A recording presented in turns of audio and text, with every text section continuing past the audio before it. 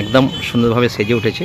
কারণ দেখতেই পাচ্ছেন জেনারেটর, প্যান্ডেল, মাইক সবাই কিন্তু একদম ফুল দমে কাজ করতে চলেছেন। কারণ আর মাত্র সময় একদমই নাই বলেই হয়। তো সাজিয়ে তোলা হচ্ছে সুন্দরভাবে। দেখতে পাচ্ছেন এটা কিন্তু ভগবানের স্থান। এটা সামনে স্টেজ। এরপর কিন্তু ভগবান থাকবেন, জগন্নাথ, বলরাম, সুভদ্রা মহারানী কিন্তু এখানে বিরাজ করবেন খুব সুন্দরভাবে। হ্যাঁ, সবাইকে এখান থেকে কিন্তু লক্ষ্য করবেন কিন্তু। আর দেখতে পাচ্ছেন এসডি সাউন্ড, ভূতা থেকে এসেছেন কিন্তু এসডি সাউন্ড। তো এসডি সাউন্ড প্রতি বছরই আসে, সাউন্ড কোয়ালিটি অসাধারণ কিন্তু।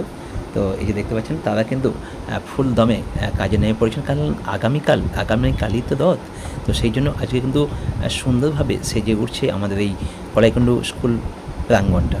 হ্যাঁ, এসডি সাউন্ড চংগুলো নিয়ে এসেছে। এবার বিভিন্ন জায়গায় কোথায় কোথায় লাগানো হবে সেগুলো আমরা দেখিয়ে দিচ্ছি। সেখানে সাউন্ড সিস্টেমগুলো লাগানো চলছে। তো অবশ্যই এসডি সাউন্ড সঙ্গে প্যান্ডেলের কাজ চলছে, একদম বহাল তবে দেখানো চলছে একদম। কারণ আর কয়েকটা ঘন্টা মাত্র বাকি, তারপরেই এসে যাবেন আমাদের এখানে জগন্নাথ, বলরাম, সুভদ্রা মহারানী কিন্তু। আর প্যান্ডেলের কাজও তুরন্ত গতিতে চলছে, কাপড়ের কাজ কিছু চলছে, বাকি কাজ প্রায় কমপ্লিট।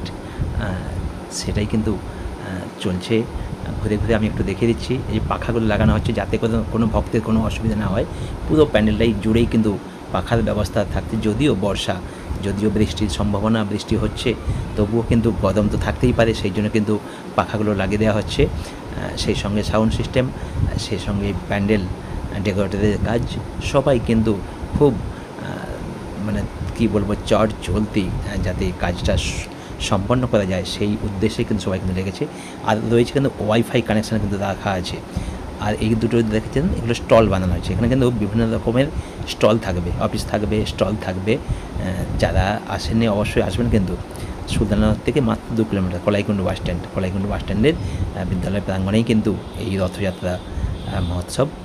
তাই যারা সবাইকে আমন্ত্রণ জানিয়ে রাখি। আর এইখানটা দেখলাম প্রসাদ হল, এখানে প্রসাদ সবাই জানেন, যারা মায়াপুরে যান প্রসাদ হল আলাদাভাবে থাকে, এটা আমাদের এখানে প্রসাদ হল। আর সেখানটা কিন্তু সুন্দরভাবে প্লাই দিয়ে, যাতে কারো কোনো ভক্তের প্রসাদ পেতে অসুবিধে না হয়, সেই জন্য দেখতে পাচ্ছেন ডেকোরেটর কিন্তু সুন্দরভাবে আমাদের দেবাশিস পাঁচা মহোদয় কিন্তু এই ডেকোরেটরের কাজ নিয়েছেন। আর সুন্দরভাবে দেখতেই পাচ্ছেন, অসাধারণভাবে কিন্তু এই জায়গাটাকে কিন্তু তৈরি করা হচ্ছে, যাতে কোনো ভক্তের কোনো বসে প্রসাদ পেতে অসুবিধা না হয়। আর চারপাশটা কিন্তু টিনের ব্যারিকেড করে ঘিরে দেওয়া হয়েছে। আর দুপাশে দুটো গেট, একটি প্রবেশদ্বার থাকবে আর একটি বাহিরে। এই নিয়েই